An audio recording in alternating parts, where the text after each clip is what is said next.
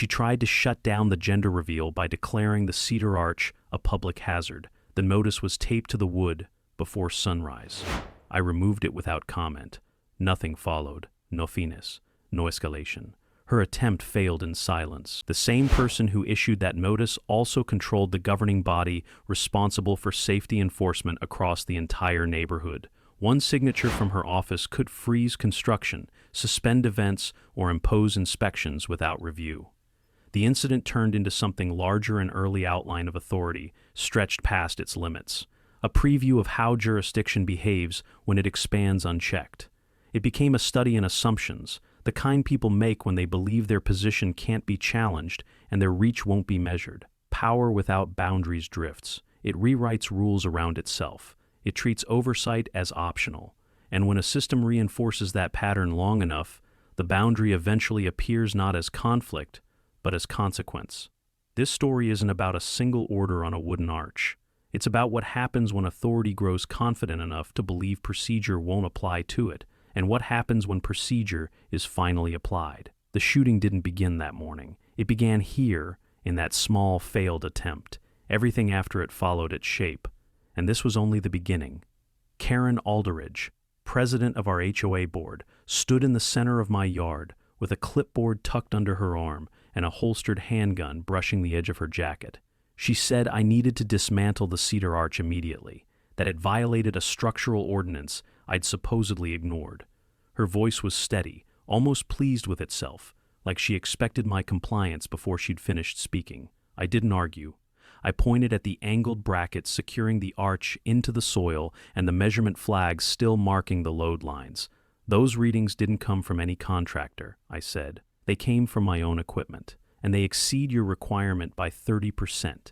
Her expression tightened. She hadn't expected a technical answer. I introduced myself then, plain and direct. My name, my occupation, my years training law enforcement officers to reconstruct firearm incidents and structural trajectories. I didn't raise my voice. I didn't shift my posture. I simply stated who I was and what I knew. Her confidence stalled, the way people hesitate when they realize their assumptions sat on the wrong foundation. The arch wasn't decoration for me. It was made from wood salvaged from my father's workshop, every beam shaped by his old hand tools, every curve sanded smooth late at night while my wife rested inside, one hand over her stomach, telling me the baby kicked every time I turned on the sander. Removing it wasn't an option. It held more than weight. It held memory. Karen walked the perimeter of the yard with the same slow, evaluative steps she used during her compliance sweeps. Her jacket shifted. The holstered weapon caught the sunlight for a moment, a small, hard glint. She wasn't supposed to carry it during HOA interactions. She did anyway.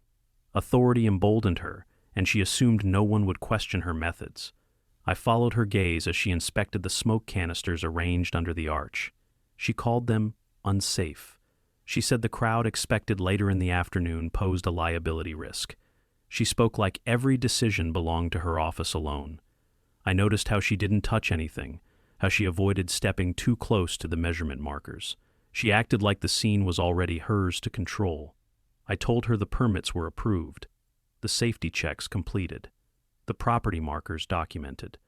I didn't raise my voice. I simply clarified the limits of her jurisdiction. She didn't appreciate the correction. She said the event could still be shut down if she found imminent danger.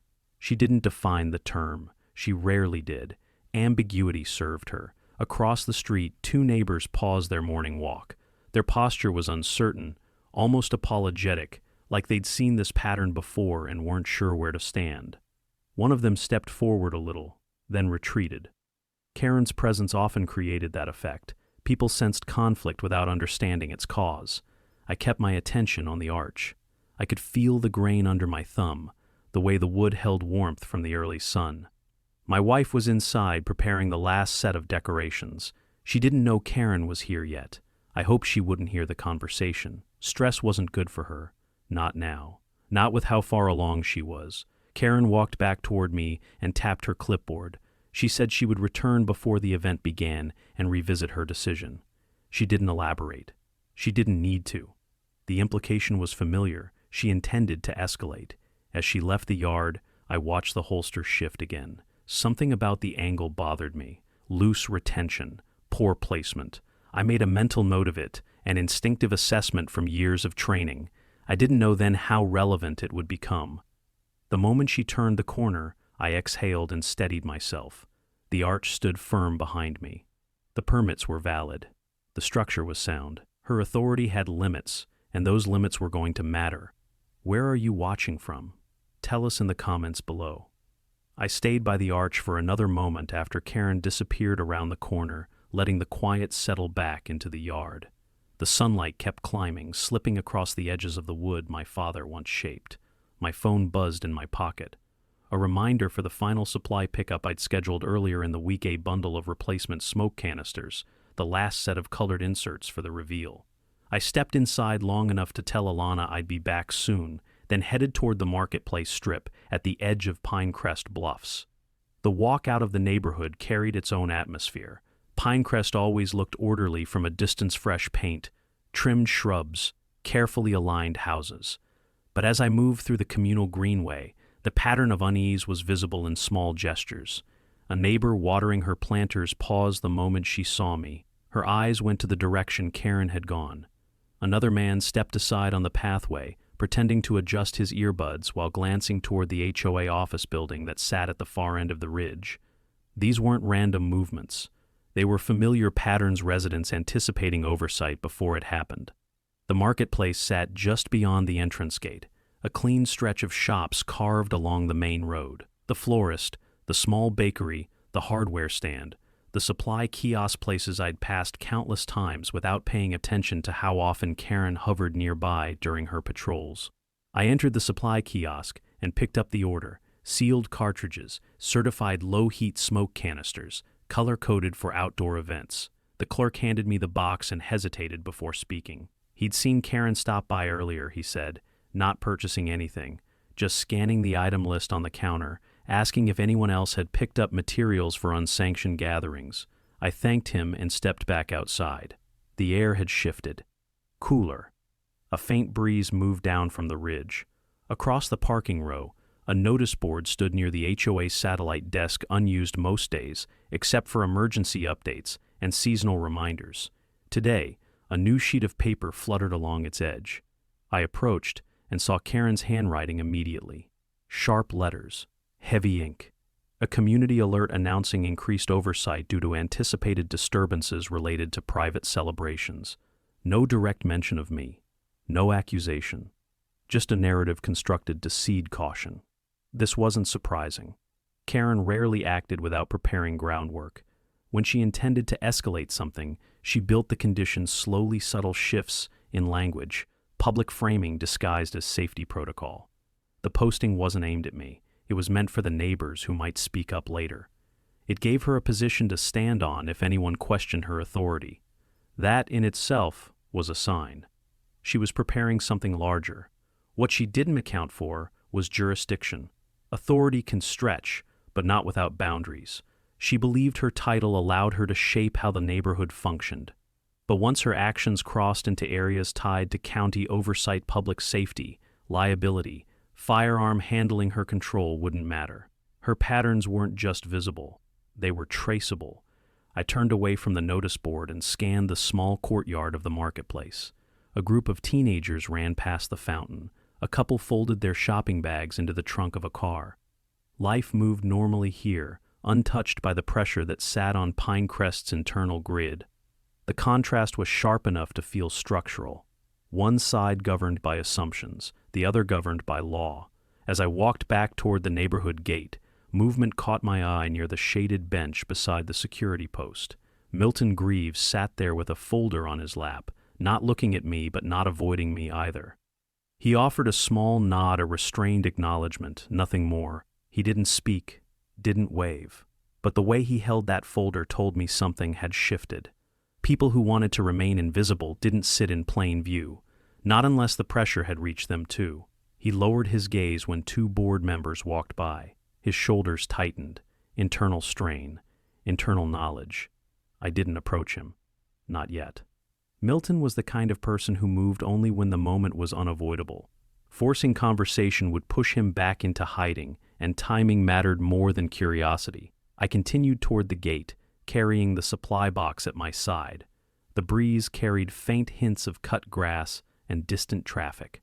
Every step back up the ridge felt like walking into a shape already forming an inevitable alignment of actions Karen had set in motion long before today. The arch waited in my yard. The event was still scheduled. The paperwork remained valid. Nothing she'd done had authority to stop it, but the patterns she'd shown this morning were enough for me to recognize the trajectory. Not the emotional trajectory, the procedural one. The kind that starts quietly and ends where oversight finally arrives. I didn't rush. I didn't anticipate conflict. I simply returned home knowing one thing with certainty. Her next move would push her beyond the boundary she assumed she controlled. I stepped through the side gate and crossed into my yard, the supply box still in my hand. The arch stood exactly as I'd left it, catching the late morning light across the grain of my father's wood. Nothing had been disturbed. That mattered. It meant Karen hadn't doubled back yet. I set the box beside the porch and walked toward the driveway to check the perimeter. Routine, steady, necessary. The kind of quiet assessment I'd repeated throughout my career without thinking. A shadow moved across the sidewalk. Slow. Hesitant. I looked up and saw Milton Greaves standing at the edge of my property line. Same clothes he'd worn earlier, same folder tucked under his arm, but his posture had changed. His shoulders were drawn in toward his chest, his feet angled away as if he was ready to retreat the moment anyone saw him. His gaze kept flicking to the end of the street, like he was timing the distance between himself and whatever might come around the corner.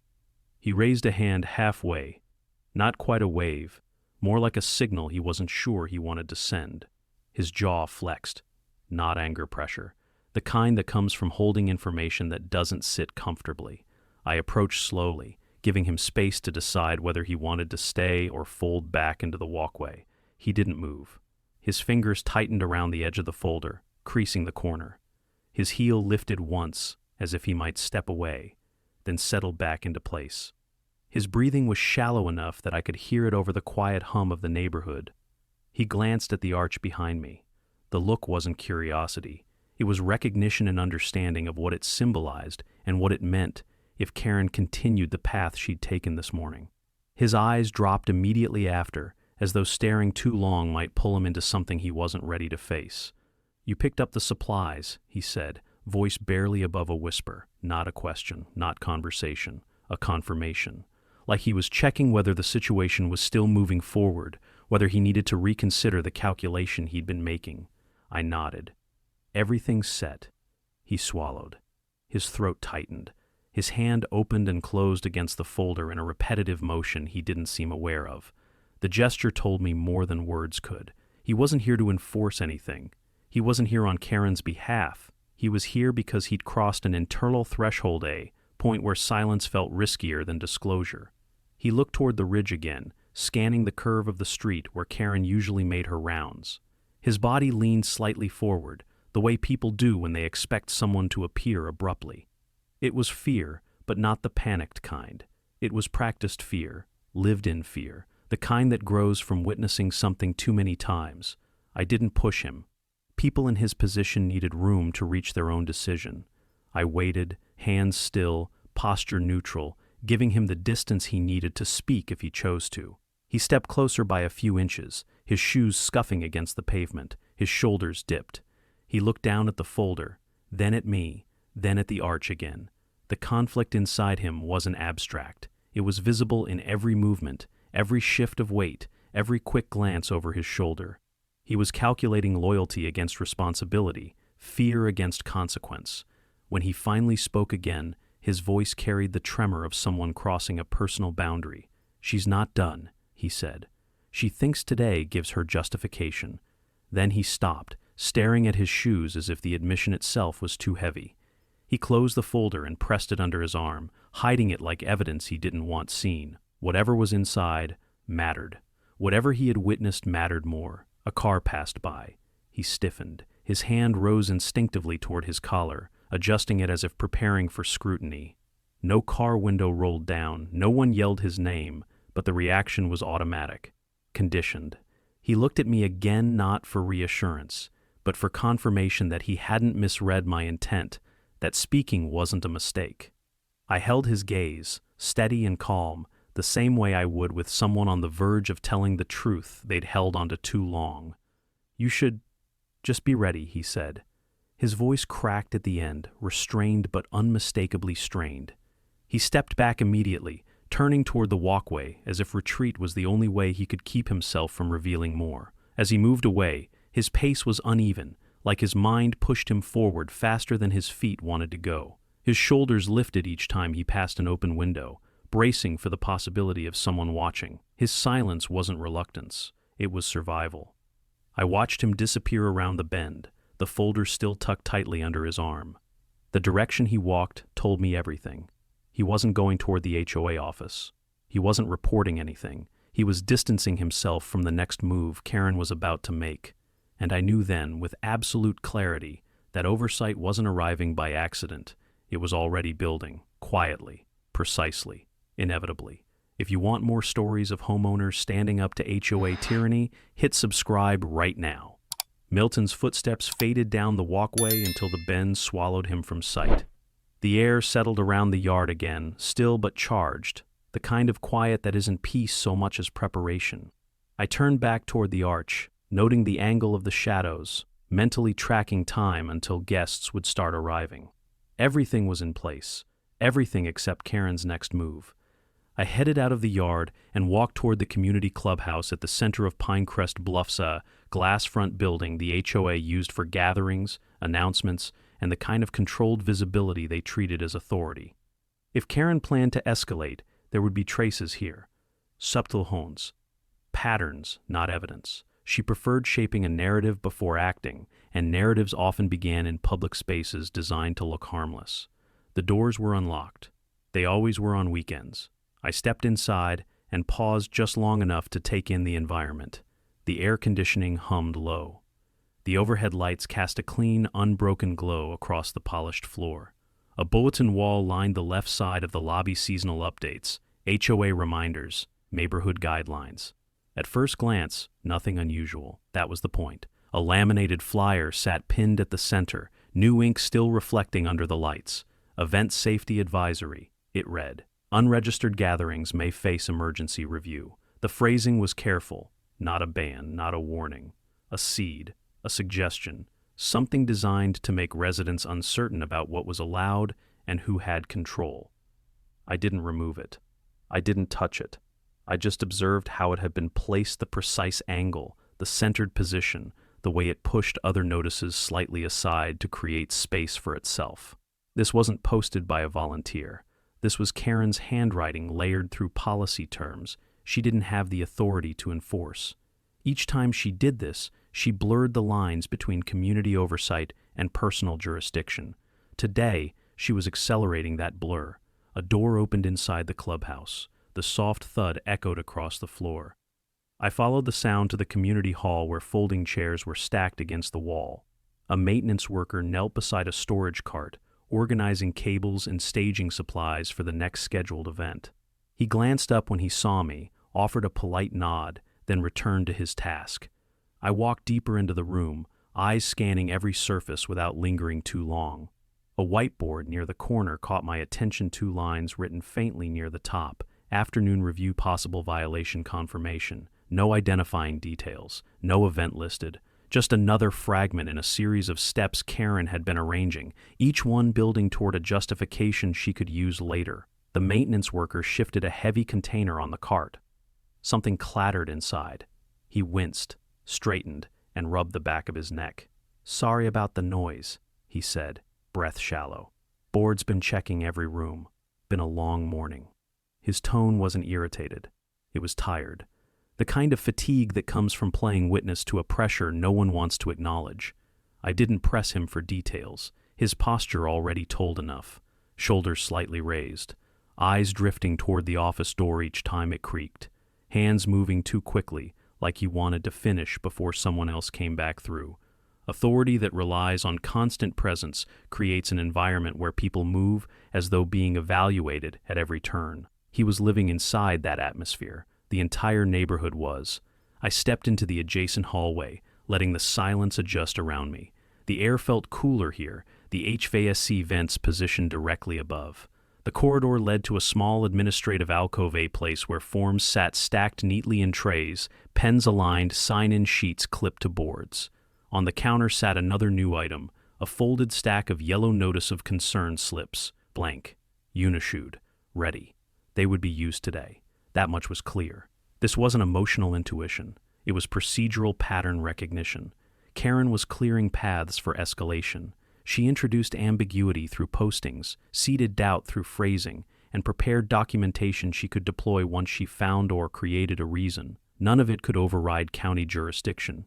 That was the inevitability shaping everything. She believed she was expanding her authority. She was, instead, documenting the scope of her overreach. I stepped back into the lobby. The bulletin board sat quiet, its new advisory absorbing the light. Outside the glass doors, the neighborhood seemed calm, residents walking dogs, kids riding bikes, a jogger looping the cul-de-sac, normalcy overlaying a structure about to fracture. As I headed into the sunlight, I felt the shift again, subtle, procedural, steady. Oversight wasn't reactive. It wasn't emotional. It moved when patterns crossed thresholds of risk. She had already crossed them. She just didn't know it yet. I walked home with the certainty that her next step wouldn't just be visible. It would be recorded, reviewed, and answered by the authorities she'd spent years assuming would never intervene. I reached my street with the same steady pace I'd carried from the clubhouse. The arch came into view as I rounded the corner, standing firm, untouched, exactly where it was supposed to be. But the scene around it had shifted. 2 utility trucks I didn't recognize were parked along the curb, hazard lights blinking softly. Their logos weren't from the county. They weren't from the utility provider either. They were private, contracted, the type Karen liked to summon when she wanted legitimacy without oversight. 3 workers stood near the hydrant at the edge of my lawn. Clipboards, measuring tapes, a rolling sensor cart positioned on the pavement. Their posture wasn't neutral. They were performing inspections that hadn't been requested. One of them looked up when I approached. He stepped away from the hydrant, his boot tapping the asphalt twice before he caught himself. "We're here for a flow rate check," he said. It wasn't a lie, but it wasn't standard timing either. Flow rate checks weren't done on weekends without municipal scheduling. I looked at the sensor card, new model, high accuracy, capable of detecting pressure irregularities caused by unauthorized usage, but also capable of being misinterpreted if someone wanted an excuse to flag safety concerns. Karen had been laying groundwork all morning. This was another layer. I asked for the work order. He handed it over without hesitation, which told me he wasn't part of her strategy. He was just following instructions. The paper listed the HOA as the requesting body. No date, no signature, no jurisdictional authorization, meaning Karen had acted without county approval again. I handed the paper back. He seemed relieved. People who work by procedure can tell when they're being pulled into something outside their lane. He stepped aside with a quick nod, angling his body toward his team with a subtle urgency that suggested he wanted the job finished quickly and without confrontation. Alana stepped out onto the porch just then, one hand supporting her back, the other holding the corner of the railing. The sight of her grounded me. Even from the distance between us, I could see the cautious tension in her shoulders, the instinctive red she always had when something felt off. Her eyes moved past the trucks, then to the workers, then finally to me. I walked to her slowly, not wanting to project any of the tension settling in the air. "They're not here for us," I said. It was true, but Karen wanted it to look like they were. She understood the psychological effect of association. If the neighborhood saw unannounced inspections happening near my property, it fed her narrative. She didn't need proof. She needed perception. As Alana returned inside, I headed toward the mailbox at the far end of the driveway. The metal door was warm in the sun. Inside lay a single envelope, white, unsealed, folded once. Not official HOA stationery. Personnel. Not handwritten either. Printed. That detail mattered because Karen preferred handwriting when she wanted to intimidate. Printed notices meant something different. She wanted deniability. I opened it and found a single sentence. Pending review may affect today's event. No signature, no reference, no ordinance, no mention of what review she meant. It wasn't a warning. It wasn't even a notice. It was an idea placed in physical form, a continuation of the pattern she'd set in motion at the clubhouse. I stood there, letting the breeze move across the paper, letting the weight of the morning align into its shape. This wasn't escalation driven by emotion. It was escalation driven by method, a sequence, consistent, prédictable. She wasn't improvising. She was constructing a justification. Once she believed she had enough pieces, she would act. The workers finished their checks. The trucks rolled away. The street fell quiet again, but the atmosphere didn't reset. This wasn't noise. It was signal. And pattern recognition is a skill you don't unlearn once your life has depended on it. I folded the paper and slipped it into my pocket. It wasn't evidence, not in the direct sense, but it was part of the trajectory A-line pointing toward an inevitable point of intersection between her authority and the system that governed it. Her steps were crossing thresholds she didn't understand. County jurisdiction wasn't interested in her rules or her postings. It was interested in risk, liability, overreach, and she had entered all three. I returned to the yard and steadied my hands against the arch. The wood was warm, solid, a reminder of something grounded and intentional. Karen's actions lacked both. They were reactive gestures dressed as policy. The difference mattered. As I took one final look across the street, I saw a curtain shift in a neighbor's window. Someone had been watching, not with fear, with anticipation. That was how pressure spreads quietly, through observation, through the slow recognition that authority isn't infinite. If you want to stay ahead of every twist in HOA warfare, make sure you follow along so you don't miss the next part. The curtain in the neighbor's window fell still, leaving the street in a quiet that didn't match the weight settling over it. I let the moment pass, then stepped away from the arch and walked toward the back of the property. The yard ended at a narrow path that opened into the community's southern walking trail, a shaded strip between rows of homes, bordered by tall hedges and a thin gravel line meant for morning jogs. I hadn't planned to go there, but something about the stillness near the arch felt incomplete, like a pattern missing its next point of contact. The trail usually held the answers to neighborhood shifts. People spoke more freely there, believing the open air made conversation untraceable. The hedges were thick enough to dampen sound. As soon as I reached the start of the trail, I could hear faint voices drifting from deeper along the path. Not panicked, not loud, controlled. Two people speaking with the clipped rhythm of individuals trying to sound casual while discussing something that wasn't casual at all. I stopped before rounding the corner. The gravel under my shoes settled. I stood still enough to let the wind carry the conversation without needing to lean in. She said she'll issue an emergency suspension if anything looks unsafe, a woman's voice murmured. She can't do that, another voice replied. Lower, tense, not without county approval. She thinks she can. They paused. Leaves shifted overhead. A bird moved somewhere deeper in the hedges. She's walking around like she's expecting something big to happen today, the woman added. Something she can point to. A soft exhale followed. And you think she'll force it? Silence. Then a quiet answer that told me everything. She's preparing for it. Their steps moved away, gravel crunching softly until their voices faded. They weren't speaking about me. They were speaking about her pattern recognized, admitted, and quietly feared. Discovery didn't need documents or hidden files. Sometimes it came from the edges of a conversation left exposed to the air. Accidental overhearing was as valid as any formal evidence, especially when the weight of the pattern aligned with what had already unfolded. I continued down the trail. The hedges thinned as the path opened into a small clearing with a single wooden bench facing a patch of sunlight. Few people used the spot.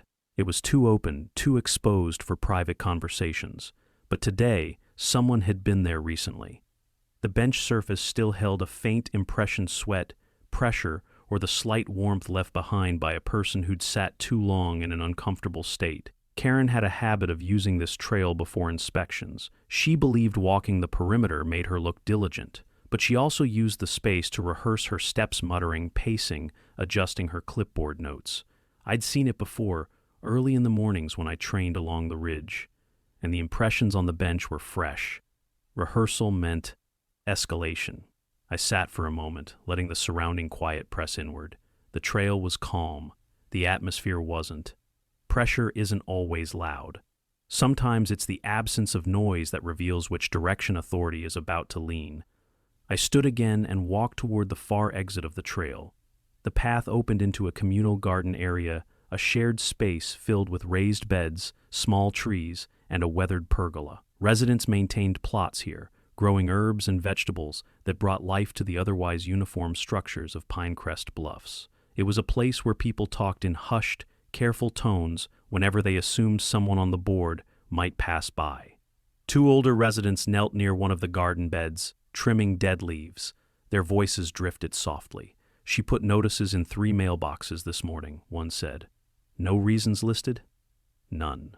And today of all days, the second man's posture stiffened. His back straightened as if he'd felt the tension behind the words rather than heard it. Authority leaves footprints. You just have to know where to read them. I didn't interrupt. I didn't acknowledge them. This was their space, not mine, and their conversation wasn't an invitation. But the pattern was forming, clearly concern spreading, assumptions aligning, tension threading through the edges of Pinecrest. Karen wasn't just escalating silently. She was being observed doing it. That matters when the system reviews behavior later. I stepped away from the garden, letting the sound of trimming shears fade behind me. The path back toward the main street was empty, the sunlight cutting long lines across the pavement. My steps were slow, measured, the way they had always been on days when small details carried more meaning than they appeared to. Everything I'd heard on the trail confirmed what I already knew. She wasn't operating within the HOA's boundaries anymore.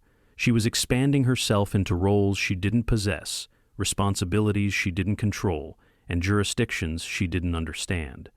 That's where oversight begins its slow, precise movement where consequence forms before anyone sees it. By the time I reached home again, the certainty had settled. Her next action wouldn't just be noticeable. It would be actionable.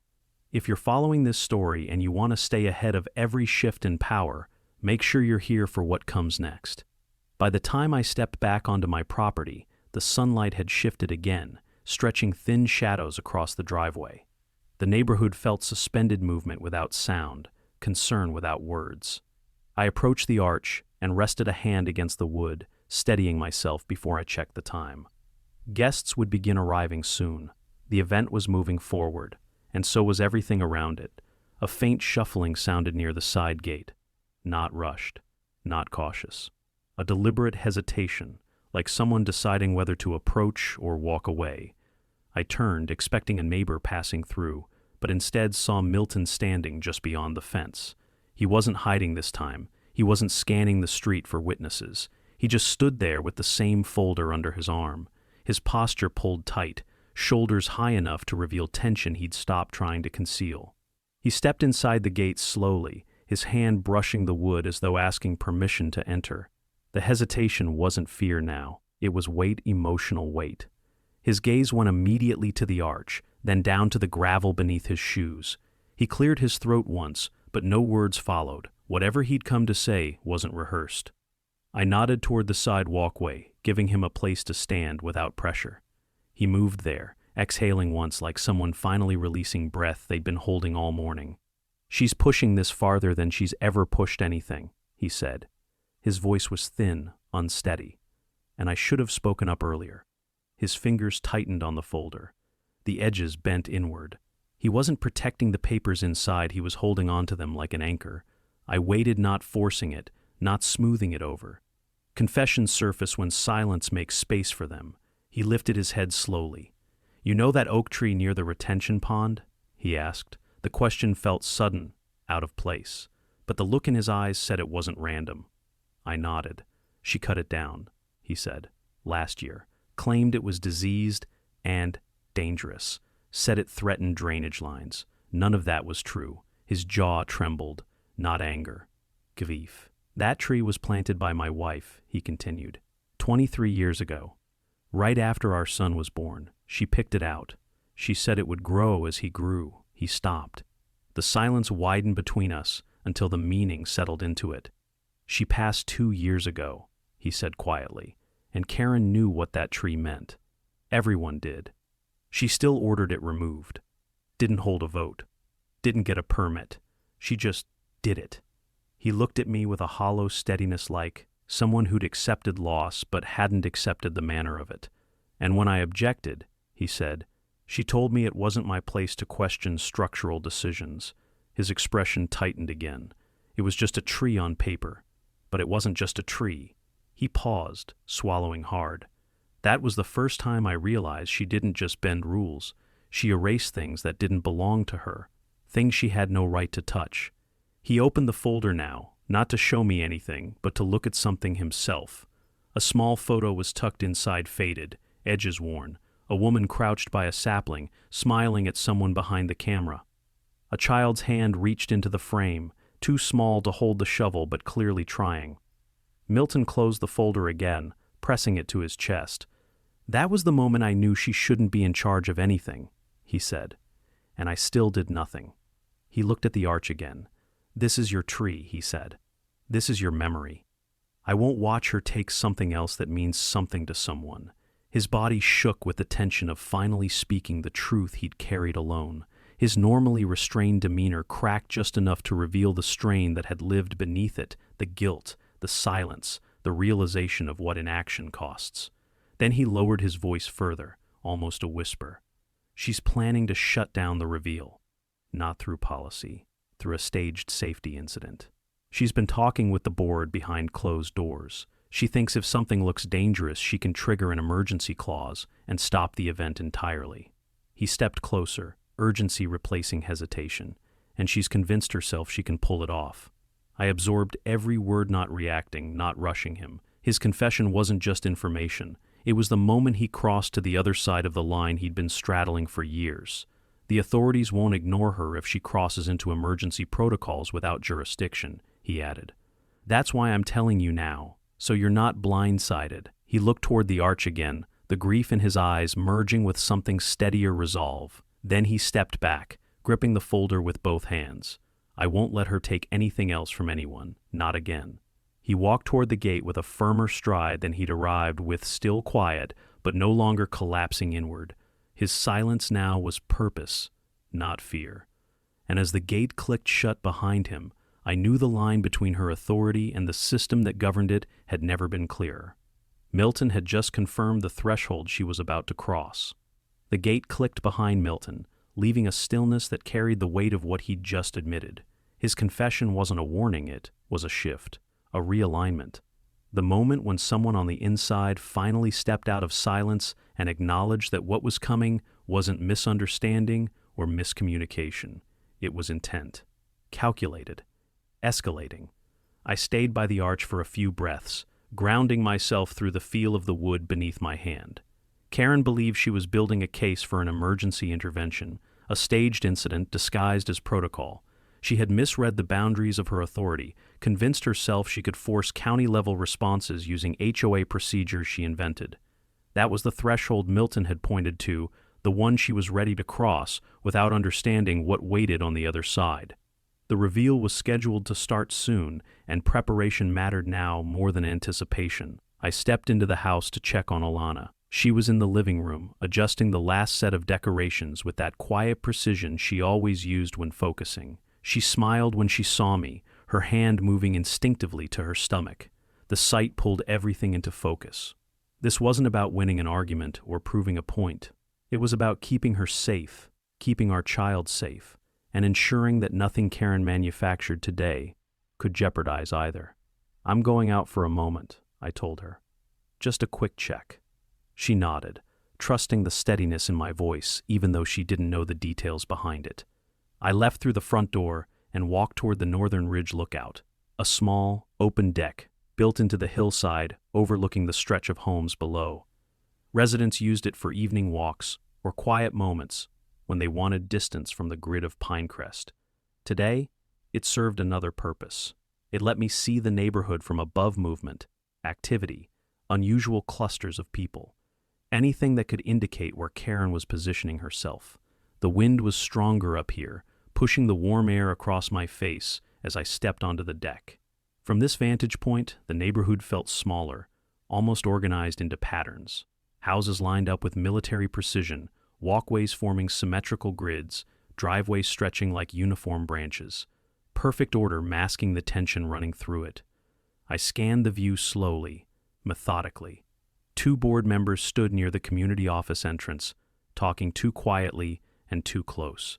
Another pair walked along the sidewalk toward the cul-de-sac, purposeful, not casual. And near the far end of the ridge path, I spotted Karen herself, clipboard in hand, jacket unzipped. Her stance carried a sense of ownership, like she was surveying land she believed belonged to her alone. She was checking sightlines angles from which she could claim she'd observed something unsafe. That was her plan. If she could see danger, she could claim the right to act. But visibility didn't grant jurisdiction. County emergency codes required trained personnel, formal verification, and documented threat assessments, none of which she possessed, none of which the HOA had authority to fabricate. I watched her movements carefully. She shifted her weight forward, leaning into each vantage point. She wasn't searching for hazards. She was searching for justification. The wind pressed the ridge grass sideways as I moved to the far railing, leaning just enough to keep my posture relaxed. I wanted a clear view of the space between my home and hers, the street where guests would soon walk. The pattern was obvious. She was circling a moment she intended to force. But there was another pattern forming one she hadn't accounted for. Neighbors were watching her now. Across the hillside, pairs of eyes glanced from porches, windows, and walkways. Nobody confronted her. Nobody spoke. But everyone saw what she was doing. Observers create witnesses. Witnesses create accountability. And oversight begins with visibility. I stepped away from the railing and began planning the next piece of preparation. Nothing dramatic. Nothing confrontational. Just a procedural reinforcement of what I already knew. Once she crossed the boundary she'd been circling, the system that governed those boundaries would engage. The same system she believed she could manipulate. As I walked back toward the main path, the crunch of gravel under my shoes matched the steadiness of my thoughts. Her strategy required surprise, required a moment she could twist into threat. My strategy required only time, and time was already moving in my favor. When I reached the bottom of the ridge, the air felt different. Something about the neighborhood had shifted, subtle but unmistakable. People weren't avoiding her anymore. They were watching her. And watchfulness is the first sign of responsibility waking up. The arch stood waiting in the yard, framed by sunlight, carrying the memory of my father's hands in every carved line. I touched the wood again, steadying myself before stepping onto the porch. Preparation was complete. Oversight would arrive exactly when it needed to. If you want to see how real accountability plays out when power pushes too far, stick around. This story is about to turn. The porch boards creaked under my feet as I stepped inside, letting the door close behind me. The house felt warm, steady, untouched by the pressure building outside. But preparation wasn't something that lived in comfort.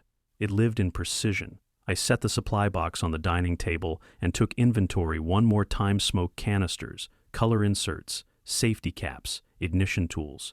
Everything was accounted for, everything verified. Nothing here could be twisted into a hazard, no matter how creatively Karen tried to frame it. I opened the side drawer and removed the compact case I used during training demonstrations. Not weapons, not tools of force, measurement equipment, calipers, angle markers, a small inclinometer, and a digital recorder calibrated to timestamp every reading. These weren't part of the reveal. They were part of my preparation. If Karen attempted to claim unsafe conditions or structural violations, my assessment would be ready. Not for argument, for oversight. Agencies respond to evidence, not speculation. I slipped the gear into a small backpack. The weight settled comfortably across my shoulders, familiar and grounding. I stepped back onto the porch, letting the sunlight hit my face before heading toward the northern service lane, a narrow strip that ran behind a row of homes, terminating at a utility access point. The HOA rarely patrolled there. They preferred visible spaces where authority could be performed publicly. The service lane was the opposite. Functional, unadorned, honest. It was the ideal place to prepare the perimeter. Halfway down the lane, I stopped beside a maintenance shed, not one of the hidden storage areas barred by protocol, but a publicly accessible structure the county used for irrigation panels and electrical relays. The wall outside held a metal access plate with clear municipal markings. I didn't touch it. I didn't need to. What mattered was the posted maintenance schedule attached to it, laminated and bolted in place. The schedule confirmed what I already knew: no inspections, no adjustments, no authorized work today. Meaning the flow rate contractors at my curb earlier had no basis for their presence. And if their inspection became part of Karen's justification later, any official review would trace back to the schedule. The absence of a work order was its own form of evidence. I photographed the schedule not as ammunition, but as procedure. Documentation without interpretation. Pura data. Oversight systems rely on that. A soft rustling came from the end of the lane. I turned, expecting a passerby or a jogger cutting through. Instead, it was one of the neighborhood kids, holding a soccer ball under his arm. He slowed when he saw me, his eyes darting toward the shed before returning to the ball. "The HOA said we can't play back here today," he muttered. "Who said that?" I asked. "Mrs. Alderidge," he replied. "She said it's a restricted zone with safety risks."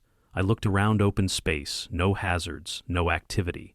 She was tightening the perimeter wherever she could, creating the illusion of instability. The pattern was undeniable now. Everything she touched today pointed toward a single goal: manufacturing conditions to justify intervention. I told the kid he wasn't doing anything wrong and stepped aside so he could pass. He nodded, relief softening the tension in his face, before he jogged back toward the walkway. Authority reshapes behavior, even in children, but it also reveals where lines have been drawn too far. I followed the lane to the far exit, emerging near the community overlook the same deck I'd used earlier to scout her position. This time, I wasn't watching for her, I was watching the neighborhood. Clusters of guests began arriving, walking down the street in small groups, carrying gift bags and pastel envelopes. Their laughter carried lightly in the breeze, normal, genuine, untouched by Karen's attempts to darken the day. The reveal wasn't a threat to anyone. It wasn't unsafe. It was a gathering of people celebrating a life not yet born, and she intended to turn it into a stage for control.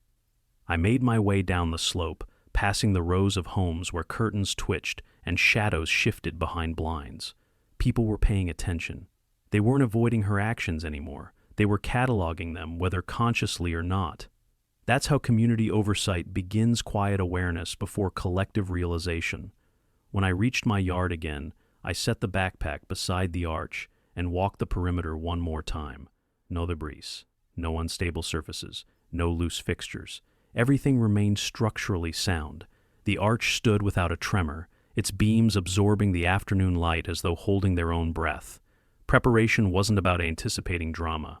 It was about closing every gap she could attempt to exploit, and by the time I circled back to the porch, the neighborhood had already begun forming its own unspoken record of her behavior, eyes watching her movements, whispers comparing stories, small observations linking into a broader pattern. Oversight doesn't arrive in a flash. It forms over time, through details, through evidence, through the quiet realization that authority has exceeded its jurisdiction. And today, the pattern had become undeniable. Everything was ready. For the reveal. For her escalation. For the consequences she didn't yet understand she had already triggered. And as I stepped back into the yard, I knew that the next move wouldn't come from me. It would come from her. If you're invested in seeing how power unravels when it pushes past its limits, stay tuned. This story is only tightening. The sound of cars parking along the curb filtered into the yard doors closing, footsteps on pavement, low chatter carried through the warm air. Guests were arriving in steady waves now, their presence shifting the atmosphere from quiet preparation into something fuller, brighter. I stepped toward the front walkway to greet them, letting the rhythm of normalcy settle across the event.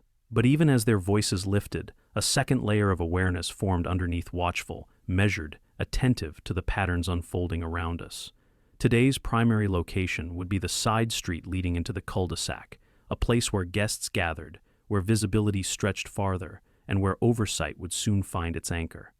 A small group of friends approached, first laughing, carrying gift bags wrapped in soft blues and greens. They hugged Alana gently, taking extra care with the curve of her stomach. She smiled in a way that softened everything around her, even the tension threaded through the day. Seeing her safe, surrounded by people who cared, gave the moment a quiet strength I needed. Behind them, a neighbor approached with a crock pot balanced carefully in her arms. She paused near the curb, glancing down the street for a moment longer than necessary. Not fear, alertness. The kind that had been growing all afternoon, subtle but certain. People knew something was shifting. They didn't know what, but they felt it. I stepped away from the arch long enough to help her carry the dish inside. Through the window, I could see more guests gathering near the cul-de-sac entrance, forming a natural cluster of movement and conversation. They weren't blocking the road. They weren't causing disruption. They were simply being present. And presence changes how authority behaves. Karen preferred isolated interactions where she could control the narrative. Today, she would find none. When I returned outside, the breeze shifted direction, carrying with it a familiar, quick rhythm, the sound of footsteps taken with purpose, not participation.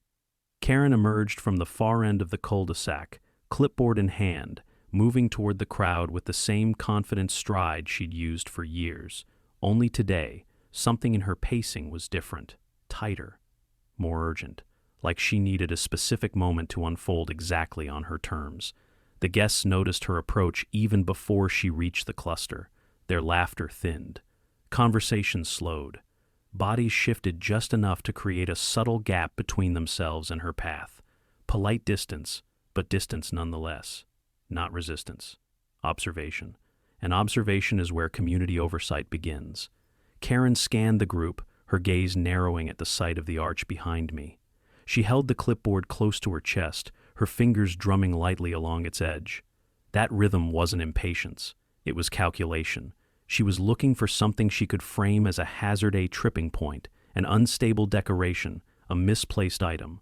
Anything she could use to justify invoking the emergency clause she'd been circling all day. But the yard was clean. The path was clear. The arch was sound. She walked toward the side street, stopping just shy of the crowd. Her eyes darted from the arch to the smoke canisters arranged beneath it, then to the walkway, then to the guests holding drinks. She was searching for instability that didn't exist. One of the board members joined her, whispering something that made her jaw tighten. She looked down at her clipboard, flipping through a set of papers with the crisp confidence of someone convinced she had authority over the scene. Her movements were controlled, deliberate, rehearsed. I recognized the pacing immediately. It was the same pattern I'd seen officers use when preparing to frame an incident for a report, establishing vantage points, identifying narrative anchors, choosing positions for later justification. She moved toward the curb, inspecting the gutter as if tracking runoff flow. Then she stepped into the street, holding her clipboard aloft, gesturing toward the gathered guests as though measuring distance. Her posture leaned forward, ready to escalate. That was when the first quiet shift happened. One guest, a man from down the block, stepped slightly aside, not in fear, in clarity. Then another turned to watch her directly, and another. Soon, a cluster of faces was turned toward her, not away. No aggression, no challenge, just awareness pure and unmistakable. The weight of attention changed the scene instantly. Karen paused, mid-gesture. Her eyes darted from face to face. Authority thrives in shadow. It falters under collective observation. She lowered the clipboard by an inch. In the same moment, a county patrol SUV rolled slowly into the cul-de-sac. Not lights on, not responding to an emergency, just routine weekend patrol. But its timing cut cleanly across Karen's momentum. The officer inside glanced at the crowd, then at Karen, then at me, offering a calm nod. Jurisdiction had entered the space. She froze, unable to proceed with her plan under direct county presence. Any attempt at invoking an emergency clause now would be reviewed, verified, assessed against actual conditions, and she had none. I stepped closer to the arch, letting the visibility of the scene speak for itself. No hazards, no violations, just a quiet gathering, a celebration, a community seeing her act outside her role. Oversight had just found its opening. If you're ready to watch how the line between power and consequence finally snaps into place, keep following. This is where everything converges. The patrol SUV's presence reshaped the air around the cul-de-sac. Conversation softened, movement slowed. Guests shifted just enough to create a natural semicircle facing the street, their attention drawn not to the officer, but to Karen, caught mid-stride, mid-gesture, mid-intention. Nothing dramatic happened in that instant, nothing loud, but every person standing there understood the meaning of what they were witnessing. And this part of the story needed a new setting, the community greenway, the open shared lawn just beyond the cul-de-sac where HOA announcements, neighborhood picnics, and seasonal events were usually held. It was the closest thing Pinecrest had to a public square. And today, as the officer stepped out of the SUV, that greenway quietly became the stage for the confrontation she'd been circling all afternoon. The officer approached with steady, measured steps-neutral posture, relaxed shoulders, no visible assumptions. His presence wasn't investigatory, it was supervisory.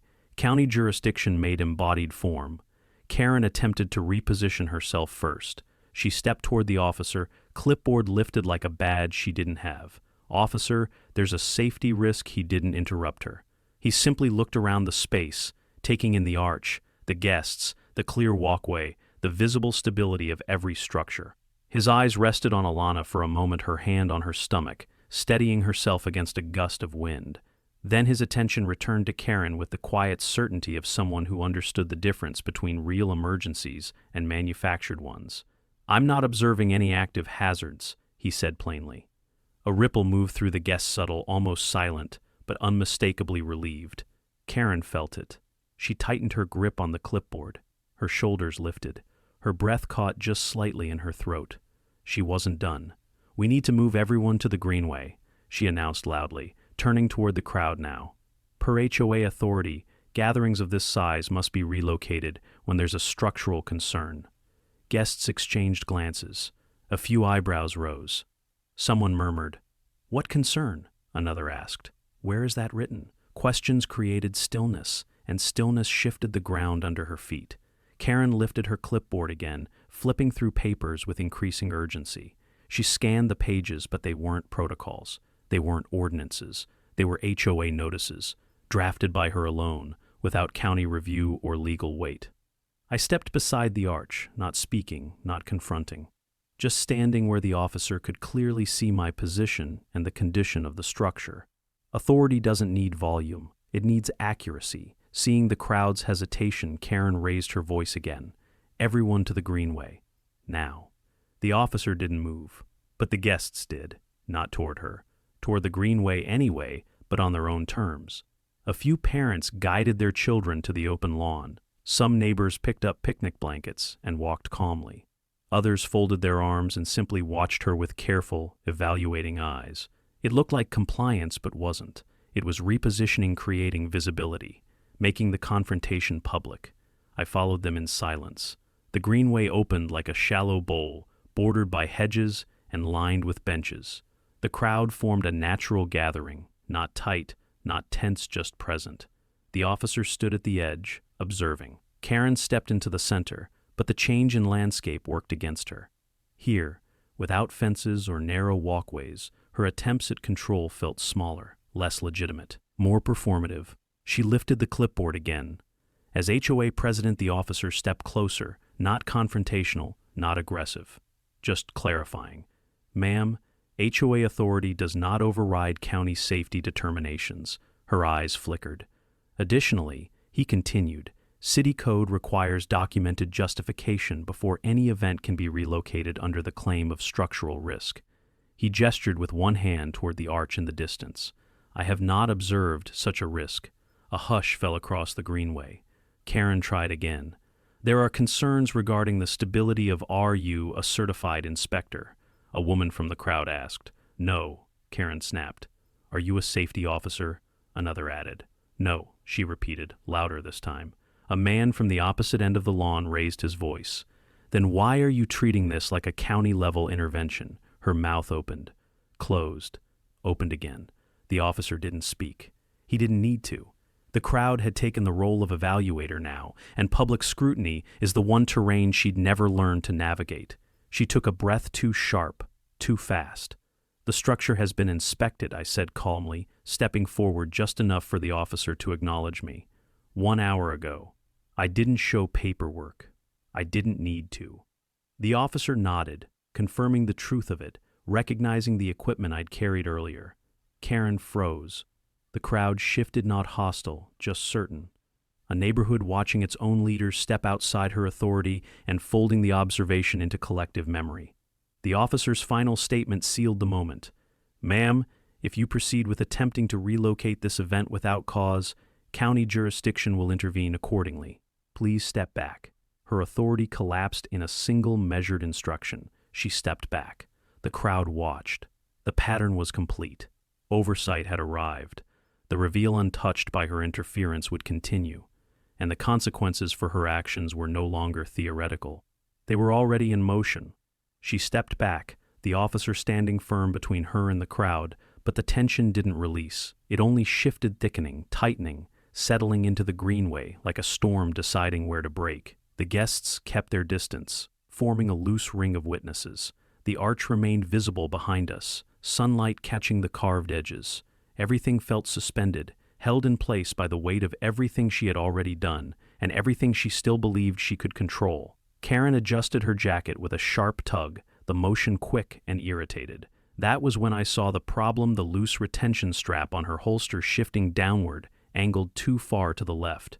A flaw I'd noticed days ago, one she had ignored, one that mattered now.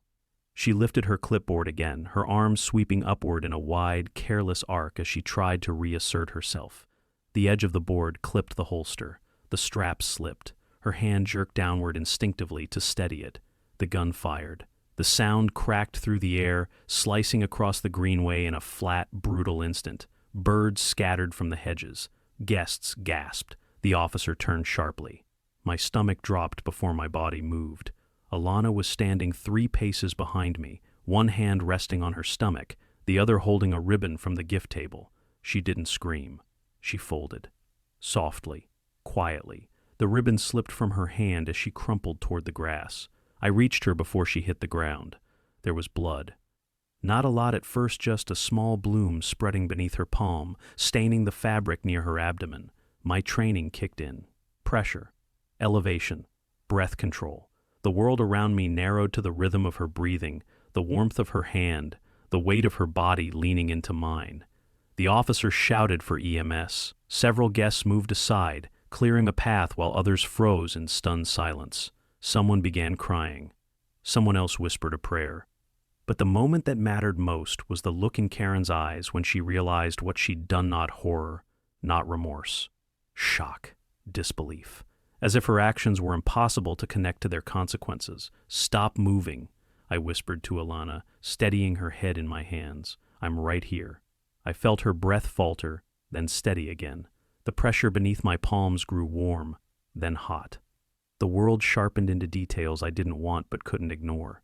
EMS arrived within minutes, but minutes were long, too long. I kept pressure on the wound until the paramedics took over. They loaded her into the ambulance with the calm urgency of people who had seen too many versions of this moment. Before the doors closed, one of them looked at me and nodded a signal, not a promise. The officer moved toward Karen now. She hadn't moved from where she stood.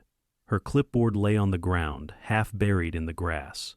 Her hands shook, not from remorse, from fear of consequence. "Ma'am," the officer said, voice level, "you are being detained pending investigation of negligent discharge resulting in injury." She didn't argue. She didn't reach for excuses. She didn't even speak.